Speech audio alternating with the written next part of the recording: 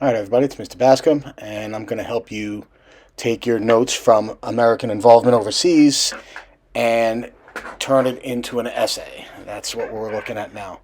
So, first, I started with the table that I gave you last week, where we're looking through the positives and negatives of American involvement. And this is really up to your own opinion based on your understanding. And you can see some of these things are positives to me and some are negatives. You might have different answers. That's fine. As long as you can explain why you think what you think later on, you'll be okay with this.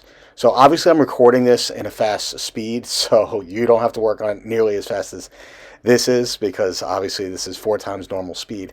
But you want to finish all of them, and then after you finish that, you kind of really want to focus on your most important arguments. So I'm using a marker here to circle the arguments I thought were most strong, most impactful as far as American involvement being positive. So I'm kind of going through the list, both sides, and I'm circling the most significant arguments for me, and I found 6.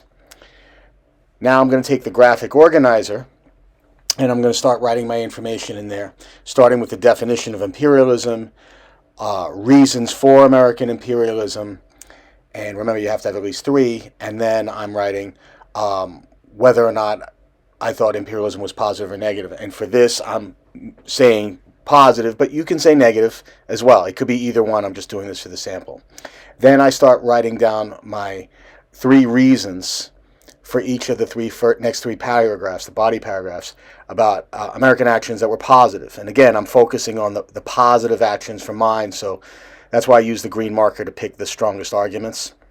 And you can see, again, this, you're not going to do it as fast as I am, but I'm writing on the paper copy my reasons for American imperialism being positive.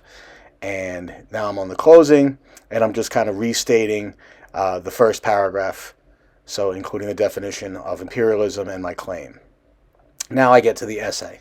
Remember, you have to have a heading. I'm using my alter ego, Bert Cascom, here. And then I write a title. My title was Imperialism Good or Bad for America? As long as your title's relevant.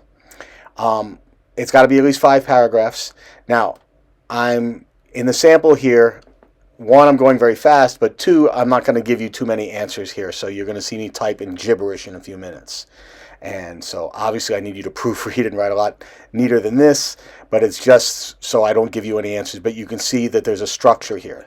So my first paragraph gives the definition of imperialism, reasons for American imperialism, and then my claim. Again, my first paragraph, following the graphic organizer, gives my argument, my first argument about why this involvement overseas was positive. I give some details. There's citations there. You can see it says document 1 here.